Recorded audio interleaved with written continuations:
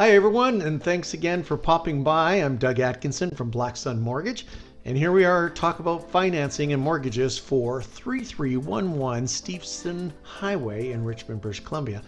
Now, hopefully you just saw the tour. If not, the link will be at the end of this video. But let's get right into it, shall we? We're looking at a purchase price of $2,498,000, and because that's above $500,000 and higher, you're looking at 20% minimum that you got to put down on the property. So that would be almost $500,000, which would be $499,600, leaving you a mortgage of $1,998,400 at a 30-year amortization at 3.89% for the best fixed 5-year rate right now on May 31st, 2022. You're looking at a payment of $9,379 a month. Now, most people probably put more money down than that. And if we look at 35% down, you're looking at putting down $874,300. You'd have a mortgage of $1.6 million, and that would roughly work out to $7,620 a month. But hey, let's look at it this way. We put 50% down on this property. So you put half down, which is $1,249,000. And with a mortgage of the same amount at 3.89% on a 30-year amortization, you're looking at $5,862. Well, that is a heck of a lot easier to swallow than putting 20% down.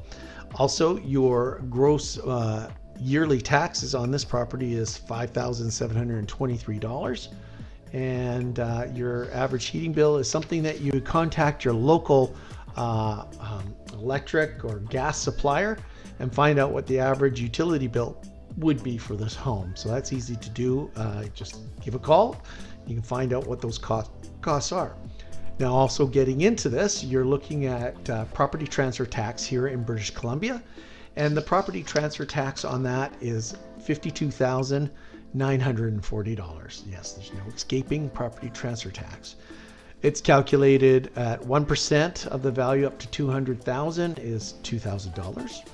2% greater than $200,000 up and including $2 million is $36,000.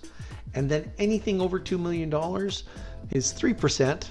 And it is going to be another $14,940 added to it, which totals out to $52,940. Now, this is an amount that you would have to come up with your down payment. It can't be included in your mortgage, and that's something that you'll have to consider with your down payment. Plus, lenders are looking at 1.5% of the purchase price for closing costs.